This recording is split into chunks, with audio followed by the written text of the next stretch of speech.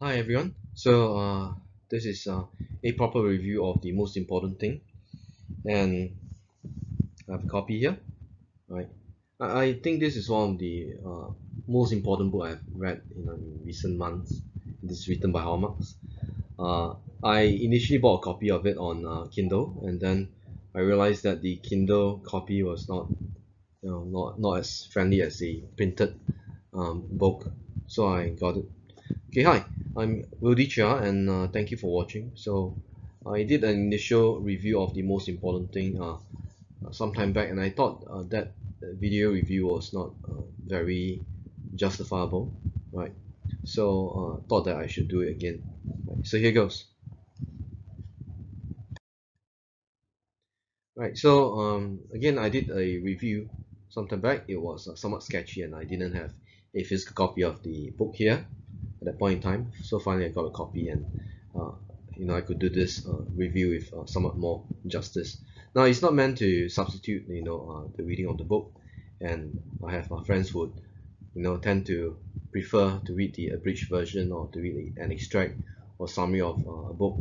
But I think that doesn't do the reading of the book justice. There is really no substitute for reading the book from start to end, which I did. Right. So, what makes it so interesting?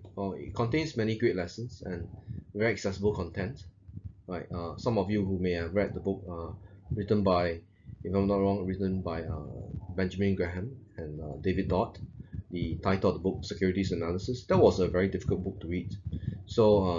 And the English is somewhat, for those of you who are not native English speakers, then that can be quite a difficult book to read, the Securities Analysis.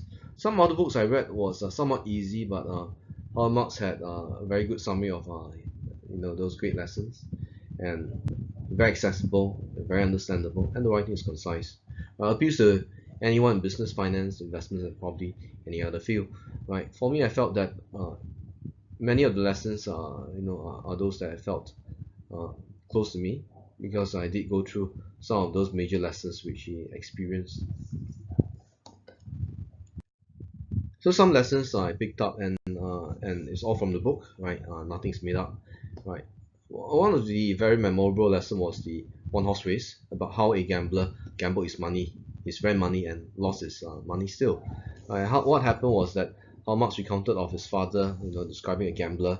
So the gambler lost money regularly, in a horse race, and one day the gambler heard of this one horse race and decided to gamble his rent money, and it was a one horse race. How could he lose? But you know what?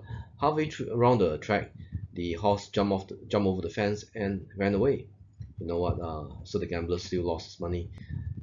So this was the lesson of how sure can you be, or how sure are you? The other I felt was very interesting was discerning between intelligence and luck. So one example he cited in his book was the example of building a ski resort in Miami. Now you know what? Uh, if you're lucky, a random blizzard were to come, right, there will be plenty of snow, and then you know what, that ski resort can turn massively profitable. However, you know what, there is a very high chance that this blizzard will never come, and building such a ski resort is just a financial suicide. So there you have it, differentiating between intelligence and luck. So many people are lucky, but have do not are not endowed with great intelligence, right? So another lesson I thought was very interesting was it is not about a good asset but a good buy. If you have watched Karl Marx Google Talks video, he described about this case of himself having a car, and then he wanted to sell a car. So um, what's the first thing that you should ask before you buy the car? And the first thing that to ask is actually what's the price, you know because at the right price, an investment becomes a good buy. But at the wrong price, a good asset can be a bad investment. So take for instance the difference between a grade A and a grade B bond. If you watch his interview or his speech on Google Talks. So a grade A bond is so highly rated that what could happen next to it the next moment, that is a downgrade, and then you lose money investing in a grade A bond.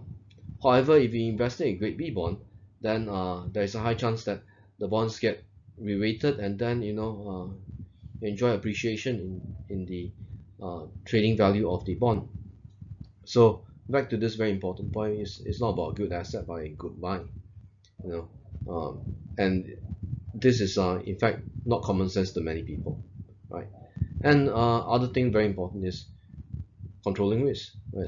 Yes, in fact, the most important thing is controlling risk, because what determines the success of your ability to make money from the markets is your ability to control risk.